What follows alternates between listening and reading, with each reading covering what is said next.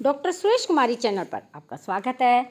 आज हम चर्चा करते हैं अंतर्राष्ट्रीय राजनीति। तो अंतर्राष्ट्रीय राजनीति में देखिए सबसे पावरफुल संस्था है वो है संयुक्त राष्ट्र संघ। और संयुक्त राष्ट्र संघ के 6 अंग हैं, जिनमें से सबसे महत्वपूर्ण अंग है वो है संयुक्त राष्ट्र संघ की महासभा, जिसको हम अंतर्राष्ट्रीय स्तर पर पंचायत भी कह सकते हैं, यानी कि अंतर्राष्ट्रीय संसद भी कहते हैं। इसके अंदर 5 स्थायी सदस्य हैं और 10 अस्थायी सदस्य हैं, जो 2 वर्ष के पश्चात बदलते रहते हैं। और हर एक देश के 5-5, 7-7 जनसंख्या के हिसाब से क्या होते हैं, उसके अंदर सदस्य होते हैं, फिर वो बनती है अंतर्राष्ट्रीय संसद।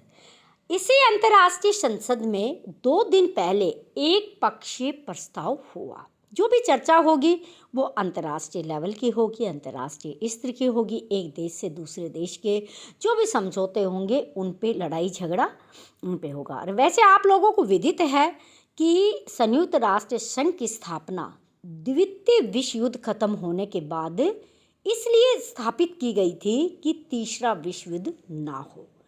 आजकल तीसरे विश्व युद्ध के हालात बन रहे हैं, तो इसका मतलब संयुक्त राष्ट्र संघ जो संस्था है वो अपने आप में काम करने में समर्थ नहीं है।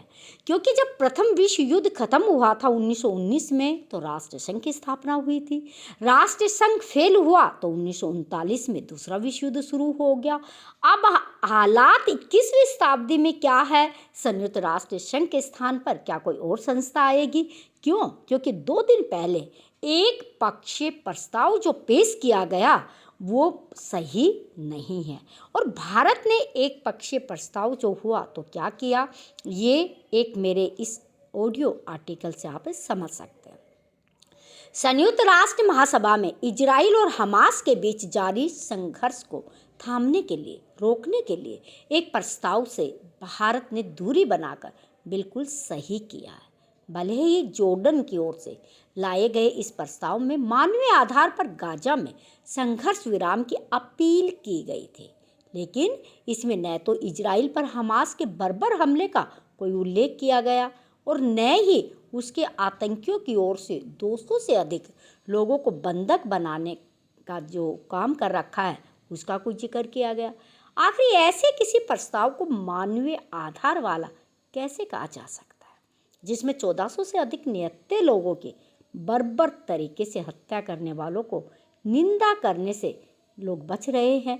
और इस तथ्य को ओझल कर दिया गया कि इजराइल के साथ कुछ और देशों के 200 से अधिक लोगों को हमास के आतंकियों ने बंधक बना रखा है। इन बंधकों में बच्चे और महिलाएं भी हैं।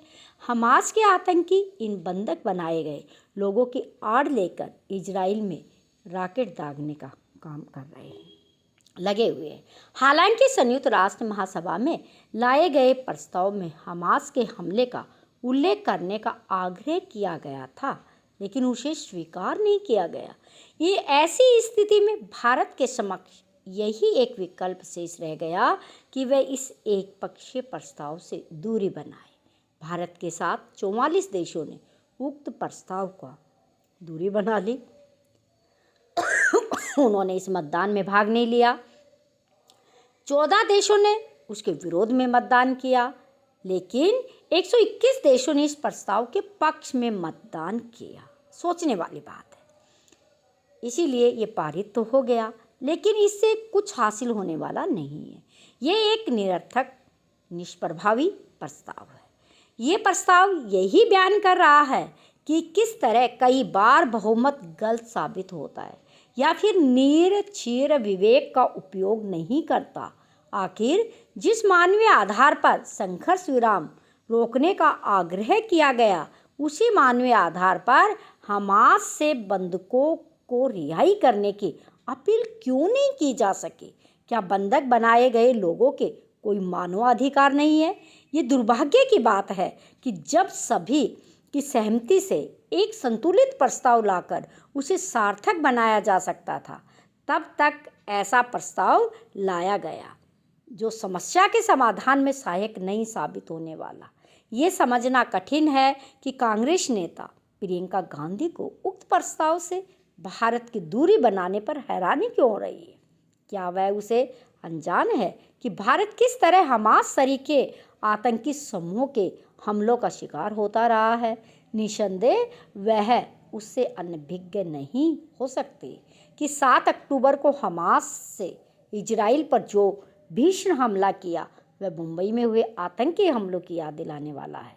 हमास के हमले का जिक्र न करने वाले प्रस्ताव के पक्ष में खड़े होने का मतलब होता है जानबूझकर आतंकवाद की अनदेखी करना, और भारत आतंकवाद की अनदेखी नहीं कर सकता क्योंकि भारत लंबे समय से आतंकवाद का शिकार रहा है।